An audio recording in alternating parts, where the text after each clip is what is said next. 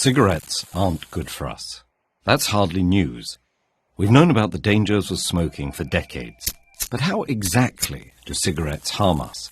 Let's look at what happens as their ingredients make their way through our bodies and how we benefit physically when we finally give up smoking. With each inhalation, smoke brings its more than 5,000 chemical substances into contact with the body's tissues. From the start, tar, a black resinous material, begins to coat the teeth and gums, damaging tooth enamel and eventually causing decay. Over time, smoke also damages nerve endings in the nose, causing loss of smell. Inside the airways and lungs, smoke increases the likelihood of infections, as well as chronic diseases like bronchitis and emphysema. It does this by damaging the cilia, tiny hair-like structures whose job it is to keep the airways clean.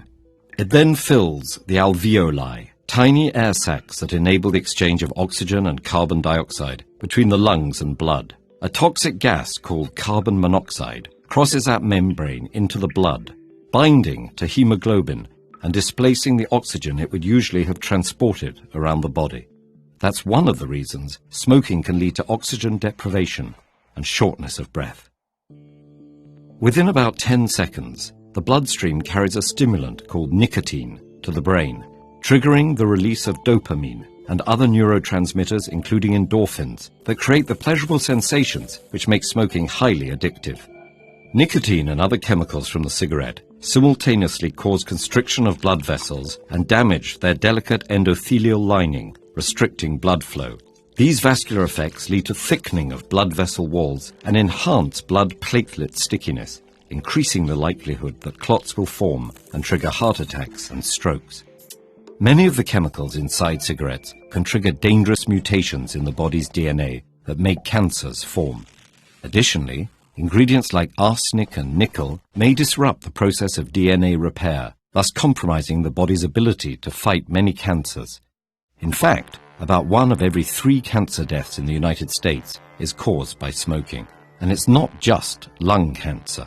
Smoking can cause cancer in multiple tissues and organs, as well as damaged eyesight and weakened bones. It makes it harder for women to get pregnant, and in men, it can cause erectile dysfunction. But for those who quit smoking, there's a huge positive upside with almost immediate and long-lasting physical benefits. Just 20 minutes after a smoker's final cigarette, their heart rate and blood pressure begin to return to normal. After 12 hours, carbon monoxide levels stabilize, increasing the blood's oxygen carrying capacity. A day after ceasing, heart attack risk begins to decrease as blood pressure and heart rates normalize. After 2 days, the nerve endings responsible for smell and taste start to recover. Lungs become healthier after about 1 month, with less coughing and shortness of breath. The delicate, hair-like cilia in the airways and lungs start recovering within weeks and are restored after 9 months, improving resistance to infection. By the 1-year anniversary of quitting, heart disease risk plummets to half as blood vessel function improves. 5 years in, the chance of a clot forming dramatically declines and the risk of stroke continues to reduce.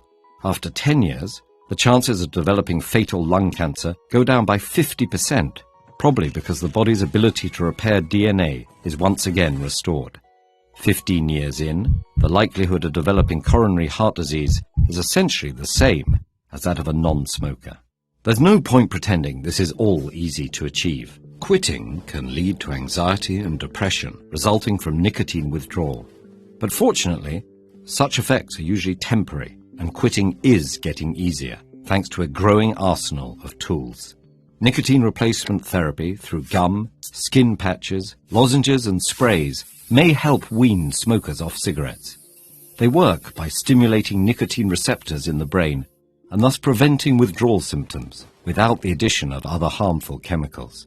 Counseling and support groups, cognitive behavioral therapy, and moderate intensity exercise also help smokers stay cigarette-free. That's good news, since quitting puts you and your body on the path back to health.